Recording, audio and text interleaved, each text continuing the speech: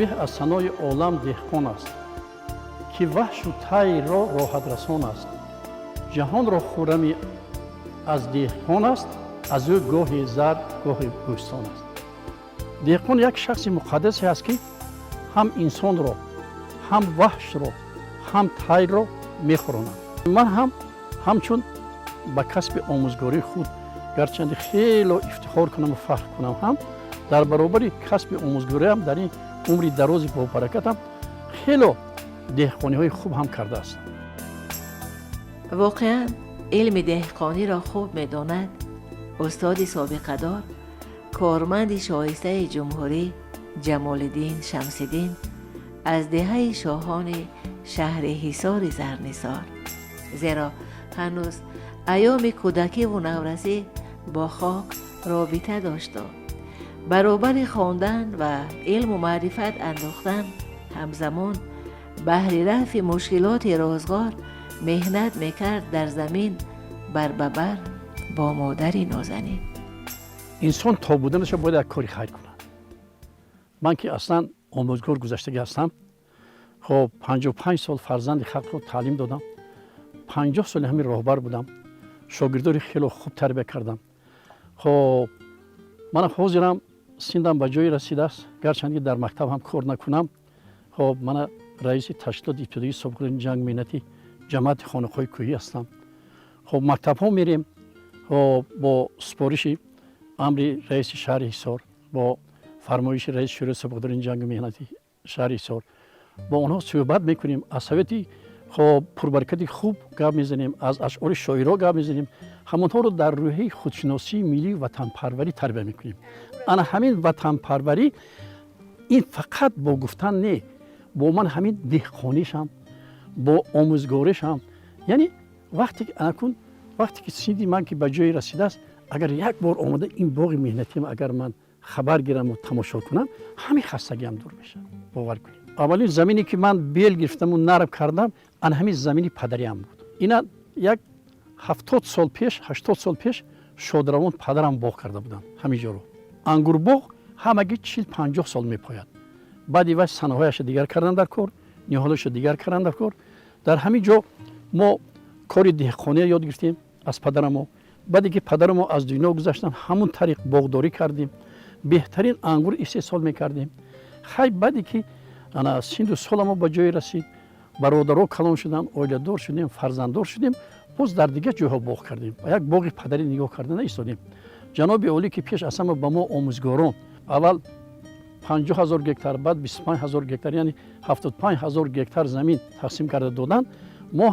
ما هم گرفتیم. وقتی من دیرکتور مکتب بودم خودم گرفتم، با معلمانم تقسیم کرده دادم. در دیگه جاها ما باغ‌های اجاروی داریم که از اونجا هر سال 10 تن انگور میگیریم. من علاوه باغ گیلاس کردگی که الکی در ماه اپریل گیلاسای نمودی بهترین نمودی فرانسوی میگن آورده پیوند کرده. در ماه اپریل الکی ما حاصل گیلاس رو میگیریم که من همین سال گرچند گیلاس اونقدر نقض نشده باشد هم فرزندان ما که مهنت کردن، خب تربیت مرا گرفتگی هستن، زیاده از 2 تن گیلاس جمع آوری کردن.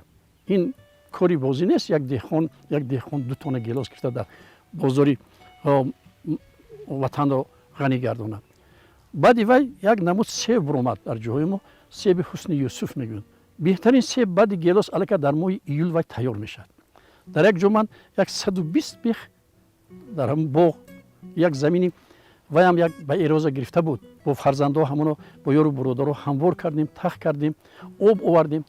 در اونجا شنوندیم و سیب ها خیلی کلو میشد. یک بیخش تا 500 کیلوگرم سیب میتد.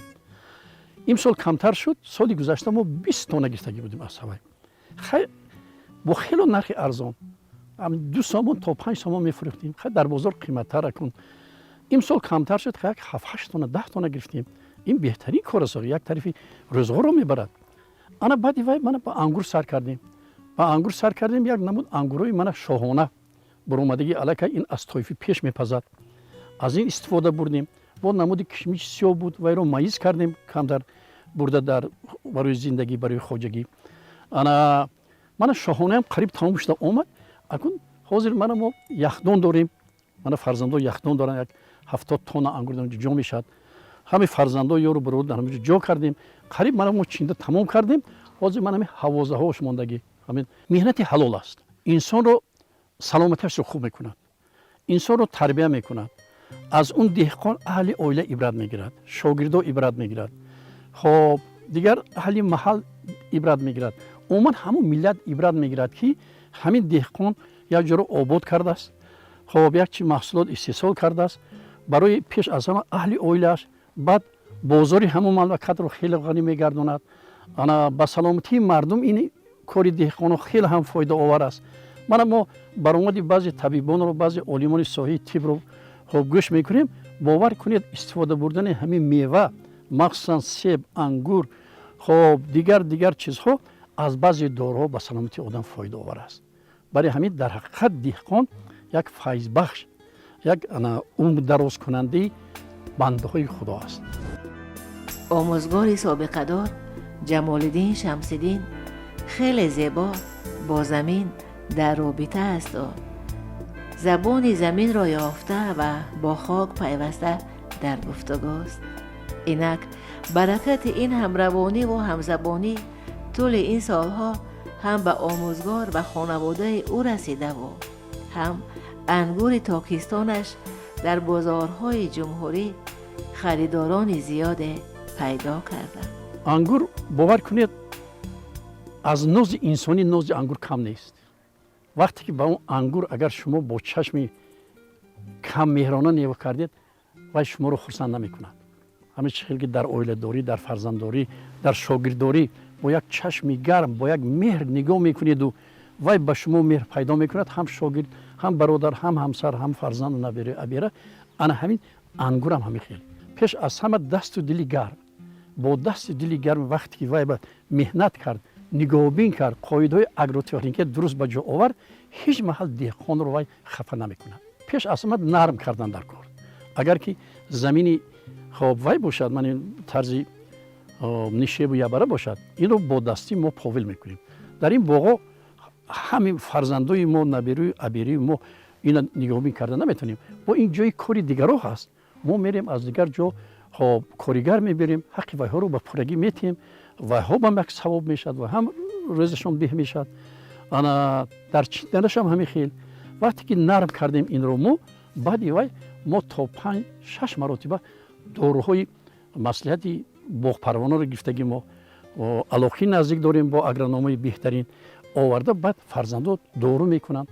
аппаратҳои махсуси замонавӣ кади дорои махсуси замонавӣ ки на ба саломати инсон зарар биёрад. монанди баъзе деҳқоно барем 20 маротиба 30 маротиба не, мо ҳамин 4-5 маротиба дору мекунем. мана бинед ҳозир мана ҳамин дар ангур ягон ифлосӣ нест, ягон чиз таъсири манфӣ нарасондааст. ҷаноби олӣ соли 1994 ба ҳамин хоҷагии деҳқонӣ, мо хоҷагии деҳқонӣ дружба дӯстӣ буд. хеле хоҷагии деҳқонӣ овозадор аст. дар даври шӯравӣ ҳам, дар даври соҳиби истиқлолӣ ҳам ҷаноби олӣ дар ҳамин ҷо омадад дар як маҷлиси хоҷагӣ, семинари хоҷагии қишлоқ иштирок карданд ва дар бораи ҳамин ангури намуди тойфии дари алмосӣ хеле суханои не гуфтанд. хоб дар ҳақиқат дар ҳамон даври шӯравӣ ҳам ин беҳтарин ангур буд ба ҳамин бодаҳо мутобиқ. дар ҳозир ҳам баъд аз ҳамон ҷо истода ҳамон ҷои ҳамвории идории хоҷагӣ дар ҳамон ҷо буд, ҳамин дашту ёнаҳоро диданд.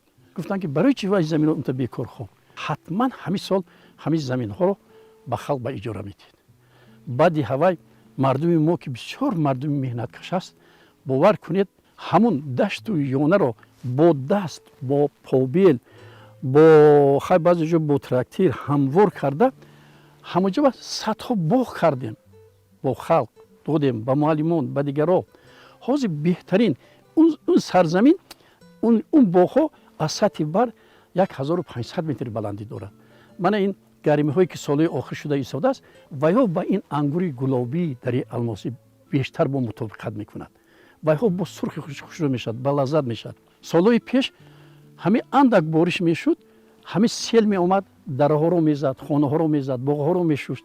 вақте ки ҷаноби олӣ супориш доданд ки ҳамин заминҳоро ба халқ тақсим карда диҳед, вақте ки халқи заҳматкаш вайро бо хушнудӣ қабул карда инқа обод карданд, ман ба ҳамин 20 сол шуда сел омадро дар ин ҷо надидам. барои он ки ҳамон зинабоғо ки шуд, ҳамон борони میبریدگی در همون جویه های باغ، در همون زینه باغ جمع میشود، پایان نمیفرود. یعنی اعراض زمین رو میقپد، همون ریشه همون توک اعراض زمین رو میقپد. این است خردمندی، این است وطنداری، این است خلقداری. ببینید که در شهر ایتالیا در ریم، یعنی انگوری گلابی انمی هیستری الماسی ما در فهرست جهانی در آمد، در یونسکو در آمد. این شوق ما دهقانا رو باز زیاد کرد. باور کنید. و فرزندو گفتم، فرزندای عزیز، برادرها، نبیره جانا، بیاد همین نگاه بینی همین نمود انگور رو باز زیادتر میکنیم. تاجیکستان عزیزی ما شغلی که میدونیم در یک سرزمین زیباترین جهان که امروز هم در امنیت هم در زیبایی همتا ندارد، من ببینید مهنت کنید انشالله برکت میرسد. در همون دبیستانم، در همون مکتبم اگر که معلمی خوب باشید به همه قله بلندی مراتون میرسید. در دهخانی هم همین سروری دولتی ما یک انسانی هستن که من در 16 وخورهشون اشتراک کردگی، در 3 تاش من برآمد کردگی، از دستشون 3 تا با امضایشون 3 تا مکافاتی بهترین، 1 تا کارمند شایسته را از دستشون گرفتگی، با مایده‌ترین کاری خلق تاجیک حرمت میکنم، قدردانی میکنم، هم در آموزگاریش هم در دهقانیش. اگر آموزگاری هم سر و دیلم کار کنید و شاگرد خوب وای نکنید به قله بلند مراد نمیرسید. با دهقانی هم برای همین بعدی به فهرست جهانی داخل شدنی انمی انگور گلابی طایفی باور کنید ذوق ما رو به دهقانی باز زیادتر کرد. با آبیله کف دست و با عرق جبین دریافت اسرار زمین و بنیاد تاکستانی پر از شهر کافی نبود شاید برای استاد جمال الدین شمس‌الدین که در این مرحله زیبای عمر باز هوای چارواداری و گوسفند پروری کرد بسر. عجیب، با چه حقه؟ ما در یک سرزمینی زندگی میکنیم که 93% کوهستان است. اگر ما عاقلانه هر یک چیز رو هم دهقانی هم چارواداری رو عاقلانه استفاده نبریم، با 10 میلیون 11 میلیون اهالی تامین کردن با گوشت، روغن، پشم، پوست خیلی عذاب میکشیم. شرط نه از خارج آوردن. اگر ما عاقلانه استفاده بریم، عاقلانه نگاه بین کنیم، خب چیزی که جناب عالی میگن هر یک همین وجب خاک و زمین و هر یک پردمتی که در وطن هست وای رو همچون فرزندوار نگاه کنید، انشالله به همه قله‌های بلندی مراتون میرسید. این گپ خوب است. اساسا همین دهقانی رو به قلب دلی من پدرم و شادرمان تا مادرم جا کردن. همون وقت ما چاروداری میکردیم. وقتی که 5 دکبر سال 1963 پدرم از دنیا گذشتن، من سمینو میخوندم، دخترکم در صنفی در گهواره بودن 7 نفر. همون وقت من میرفتم در یک مکتبی دوردست 6 کیلومتر دهه قبشاق میخوندم و میآمدم. بعد دست به همین چارواهم نگاهی میکردم، خاص خوشاب جمع میکردم. خب مادر جانم نگاهی میکردن. من امروز خب که اهالی در تاجیکستان عزیز ما، در تاجیکستان پیشناسای ما خیلی زیاد شده است. خب مردم رو با گوشت تامین کردن در کار، با روغن تامین کردن در کار، با خوراک تامین کردن در کار. اکنون آدم باید از طرف نیستد. من همچون یک دهقان انگور پرور یا سیب پرور یا پختکار گفته خب یک طرفه نیستد. باید در جای لازمی چارواداری هم کند. آخه ببینید که جناب عالی همین چیزی گفتم مایده‌ترین خدمت ما رو نه اینکه خودشان قدردانی میکنند بلکه در جهان معرفی کرده ایستادند. من امروز با تشبث در سرگی همین موفقیت ها کی است؟ همین فرزانه ما، همین فرزندی که 34 سال این جانب مردم تاجیک رو به این قله های بلند مراد برده رساندن و رسانده ایستادند. من ببینید 6 7 ایون در شهر ایتالیا خب هم انگوری گلابی در الماسی هم گوسفند حصاری در فهرست جهانی داخل شد. در جهان یعنی در یونسکو و همراه شد. برای همین من با فرزندکام نبیرکام نصیحت کردم بیتون بچه جانو ما جا داریم، بیتون کم ترک وای هست رویم از همون یک جایی لازمی یک 60 70 سر گوسفند گیریم، همون بونیم، خب نگاه بین کنیم. این فقط یک درآمدش نه بلکه ما آینده و همین نبیرکام در روی مینت دوستی تربیت میکنیم. برادر افتاد به جولانگاهش، خواست که قربان شود اندر رهش. گفت خسروی دهلوی. و واقعا وقت توجه می شود به مناسبت یک نفر انسان به حیوان، خلاصه می گردد که این مناسبت نیز سودمند خواهد شد با دانستن اسرار چاروا و با داشتن ذوق بلند. جمال الدین شمس الدین استاد سابقه دار این علم نیز خوب می‌داند و پرورش مال را نیز خوب براه مانده. دیگر یقین است که هم نیازهای خود برآورده می‌سازد و هم نبیره و ابیره ها با توجه به فعالیت بابا در روحیه مهنت دوستی تربیت خواهند یافت. من همین نبیری من مدرسه تمام کردگی کار میکند، لیکن باور کنید با دهقانی میکند، با من همین گوسفند پروری میکند، میره در جای کارخانهش بیگاه میبیاد، شب میبیاد با اویلش کتی. اینجا ما همش نمودی همون حساری رو آوردیم. چند نمود حساری از دیگر نمودها چی فرق میکنه؟ یکم همین که تیز فربه میشه نمود حساری، دوم همین که زیبا هست، سوم همین که من ببینید چقدر همین هفته گذشته یک جمع آمد درباره همین گوسفند نمود حساری شد. تمامی عالمای چاروداری جهان اشتراک کردن گوسفندای حساری و اینا همگی حالی 6 ماه هستند. اینا برحق خورد بودن، ما یک ماه پیش یک ما آوردیم که همگی 30 کیلو 20 کیلو گوشت داشتن. حاضر پیش این علاقه من نگاه میکنم یک 35 40 کیلو گوشت کرده است. این یک برحق 35 کیلو 40 کیلو گوشت کردن. اینا تیز وای میشن. من دیننگی جمع آمد و تا 210 کیلو یک گوسفند حساری اومد. 2 کیلو 210 کیلو. اگر باید 210 کیلو باشد علاقه 150 کیلو گوشت روانی تازه داره. برای همین ما آوردیم. خیلی البته اینا نگاه کردن در کار، این به ایم خریدن در کار، این به خوشک، لیکن بوجد همین این شبل یک با فایده به همون چرودار میشه. برای همین من از همین منبری بلند، از این منبری مقدس، از همین منبری تلویزیونی سفینه، هم شخص سابقه داری، هم صاحب معرف، هم دهقانی، انگور پرور و گیلاس پرور، خب سیب پرور، هم چروادار با مردم تاجیکستان عزیز خودم، مخصوصا با مردم دیهات که در شهر امکانات ندارد، گفتنی هستم که از چرواداری دور نگردم. گرچند که این مهنت داشت، بود داشت، خب تف داشته شدم، لیکن این با ملت، با وطن، پیش از اون با اهل عائله فایده دارد. واقعا استعداد فطری جمال الدین شمس الدین مسلک بنیادی است. در آغوش آب و خاک با تعلیم و تربیه و با مهنت کردن در زمین عمرش پشت سر شد و روشنی ذوقی که در این وجود دیدیم، بیداری معرفتی که از حضورش هویداست و هویت ملی که در چهرهش احساس می شود، یقین است که فیض و برکت را فزوده در تاکستان و همکنون در این سمت نوی فعالیت چروا پروری. راستی حضور این گونه انسان‌های نازنین با اندیشه سالم، با نیت‌های سبز و سازنده، با گام‌های استوار و هدفمندانه حتما تاثیرگذار خواهد بود در جامعه. همین مادر و فرزندای ما برآورد همون مردم کار میکنن. در چروداری هم من همین باور کنید منم نبیره کمو نگاه میکنم. در وقتی ما نگاه میکنید با میرد از پای تعلیم تربیت میشید، با میرد ادوم تبابت میشید، با میرد ادوم تجارت میشید. استاد رو دکه میگن که بیر از تجربه روزگار بهره بگیر که بهر دفن حوادث تو را به کار آید. اگر از تجربه یک آدمی کاردان، یک آدمی عاقل، یک آدمی که فدایی هست برای ملتش، برای خلقش، اگر که تجربه گیرد و انشاءالله به همه قلهای بلند مرادش میرسد. یا که فقط ما به یک آموزگار، به یک آدم تکیه نکنیم. یعنی میگوید که هر کی نام از گذشت روزگار نیز ناموزد زیج آموزگار. ما از تجربه دیگران هم باید استفاده بریم. در همون دیه اگر یک آدمی تشبثکار باشد، تشبث خوب داشته باشد، باید پیروی کنیم. در همین ناحیه باشد، در همین جمهوری باشد. من همین مردمی ترسونزاده، من خیلی رفت آمد خوب دارم.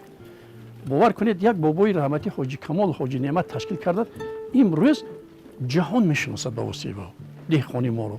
در برابر هوای در ترسونزاده من انا خیلی نمود چرو پروری صدها برابر از ما زیاد وای کردگی.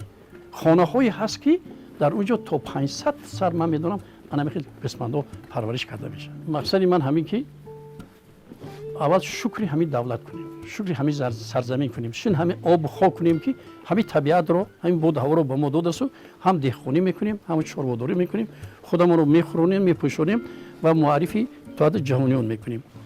انا دهخانیش هم همین، دیگرش هم همین، دولت داریش هم همین. باید از تجربه یادگار همین عبرت گیریم. با جای فرزندوی، با جای فکری نادرست، رفتاری نادرست، در عقیده های نادرست تربیت کردن. من دیده ایستادیم وضعیت جهان رو، وضعیت داخلی رو هم بعضی من این فرزندای ناتربیه رو دیده ایستادیم، شنیده ایستادیم. وقتی که فرزند رو در روح همین مهنت دوستی تربیت کنید، این شب لوای از همه کاری بد دست میکشه. مطالعه کردن و نوشتن پیوسته به زندگیش معنی فزوده. یعنی جمال الدین شمس‌الدین از وقت خود را شناخت، دیگر نتوانست دل کندن از خواندن و از نوشتن. از فعالیت پرثمر نیم‌اسره آموزگاری او، از تجربه و از راه و روش و اصولهای کاربرد آموزگار در روند درس زیاد نوشتند. وصف شخصیت بی‌نظیرش، سوای کاردانی و مکتبداری و شاگرد پروریش می‌نمودند پیوسته اهل علم و ادب در روزنامه و مجله ها و کتاب های علاهیده. و در نوبت خود جمال الدین شمس‌الدین نیز همچون استاد سابقه دار از برداشت های خویش از زندگی، از دیده ها و شنیده ها زیاد نوشته است تا روزنه آشنایی را به سوی وطن، به سوی مقدسات وطن و بنماید با انعکاس زندگی نامه وطنداران و وطنسازان اصیل این وطن نازنین. من خودم دعوای نویسندگی هم نمی کنم، گرچندگی ده ها مقاله ها نوشته باشم، من 7 کتاب نوشته باشم، کتاب های گوناگون مضمون، خودم دعوای نویسندگی هم ندارم.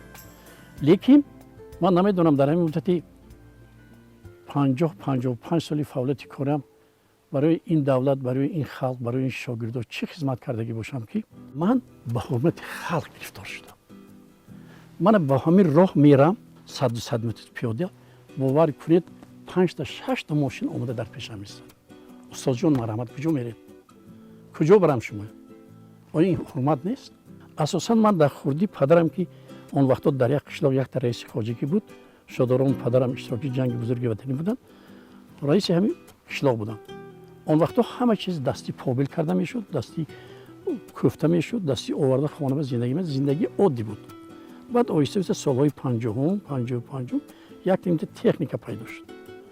پدرم که رئیس خواجگی بودند شب می آمدند، مادر جانم جاشون جنت باشد، همه معلومات صنفی 4 داشتن، لیکن خیلی زنی عاقله بودند، زنی دانشمند بودند، شعرهای بسیار می دانستند، حکایه های بسیاری تربیتی می دانستند و ما با دادرکم شبا حکایه می کردند تا پدرم آمدن، شعرها می خواندند. همین مهری خب معرفت نوکی رو علاقه در دلی ما جا می کردم. لیکن وقتی که پدرم می آمدن درباره یک تنیم تکنیکای نو گپ می زدن که من تکنیک اومد در کلخوز زمین جفت می کنم، تکنیک اومد قلم در وطن قلم میکوبد، در دلی من مهری مکانیزاتوری پیدا شد. علاقه در کودکی گفتن من کلانشم مکانیزاتور میشم، تراکتورچی میشم، چون اینقدر به قدر بود است، به خلق فایده آور بود است. پدرم اومده اینقدر تعریف میکنم. همین طریق وقتی که سنی من به 7 رسید به مکتب آوردن پدر جانم. خب در مکتب ما رو خیلی معلمای مشفق، معلمای فدایی، معلم جوشان جنت باشد محیدین صدرالدین و قاسمی بابا مراد قبول کردن. اون وقتا در این دهه ما حوزه 400 خواجگی، اون وقت همگی 150 خواجگی زندگی میکردن. 2 صنفخانه بود و 2 معلم مکتب ابتدایی. معلم چونان معلمای فدایی دانشمند با فرهنگ بودن که شوق ما رو، هوس ما رو از کار مکانیزاتوری برگردوندن. چون که وایها در بین خلق حرمت داشتن. همه معلم جان گفت رو حرمت میکرد، هم شاگردان، هم اهل دیها، هم همسایه قشلاق. انا در دل من گشتم مهری آموزگاری پیدا شد. باور میکنید من خانه آمده با همون معلم اولینم شادرمان محیدین صدرالدین تقلید میکردم. همون خیلی مانند همین راه میگشتم، کودک بینید راه میگشتم که شاید که پروردگار همین آدمی که همین خیلی راه گردد وای معلم شده تونه، آدمی که همین خیلی گپ زند وای معلم شده تونه، آدمی که همین خیلی مناسبت کند با دیگران همین خیلی معلم شده تونه. گفتم در خانه اون تقلید میکردم خودم به خودم. باور کنید اگه دیگر من خودم رو همون معلم حس کردم دیگر. مادرم گفتن من باوری دارم تو میری مکتبت هم میخونی بچم، با اومده همین چارواهات هم نگاه میکنی، باغات هم نگاه میکنی، دو درکات هم نگاه میکنی. سال 72 وقتی که من دانشگاه رو تمام کردم، مرا به همون مکتبی که ختم کردم دهه قیبچوق معلم فن زبان ادبیات فرستادم. در اونجا آمدم بیاد گرچند از قشلاق ما 6 کیلومتر دوری داشته باشد، هر روز من 6 کیلومتر مانند 3 سالی دوری طلبگیم رفته پیاده میرفتم، پیاده می آمدم. وقت راه نبود، ماشین نبود، خاک، چنگ، یک تا ماشینای بورتوای بود. در زمستان با وزمین بود. باور کنیتون من امروز بعضی معلمای میبینم به عزت نفس معلمای جوان نرسد. معلم فن زبان ادبیات است، معلم ریاضی است، در دستش تلفن مکتب میبینم. اقلا سمکه ندارن که وای کنسپکتش می یا دفترهای کاری شاگردانش می سنجیده آورده مثال آیا رو فهموند. بیگانی ها من همین با زبان تاجیکی این خورجین میگن، کلمه ازبکی است که ما تاجیک استفاده میبریم درباره اسب و خر میپرتن. هم دهقان هستیم. 2 پوچ خورجین دفتر می آوردم، شب وای رو می سنجیدم و سر گرفته می بردم. همین طریق 4-5 سالی که من در اون مکتب کار کردم زیاده از 100 تا اسبابای عیانی دستی ساختم. وقتا نبود اسبابای عیانی چوبی در فن زبان ادبیات، قریب همه فن‌ها نبود. یک سیستم دوری مندلیف بود از فن شیمی، دیگه نبود اسباب عیانی. خب یک شاگردم در انشای کنکورسی ارزوی من گفتاد انشای کنکورسی نویس در جمهوری جو یکم گرفت. خب من ارزوی من گیولوگ شوی گفته همون سال از وزارت معارف و علمی جمهوری آمده سنجیدن که همین بچه به مقصدش رسید، به آرزوش نرسید. رسید بروف سیف‌الدین بود و بچه حالا در امر تقدیر در روسیه هم در سایه گیولوگ کار میکند. کار کردیم در یک دهات مکتب خاکی، خیلی بالاش شفر کردیم، یک بلوک کردم بخواه. آنکو سال خیلی وزنین اومد. سالهای 90 80 تا 90 سالا علاقه به همون معلوم بود که چی نابرابری ها، چی بی‌عدالتی پیدا شدگی بود. این تاثیرش پیش از آن به مکتب و معارف رساند. بسیار معلم ها ترک کسب کردند، برآمده رفتند.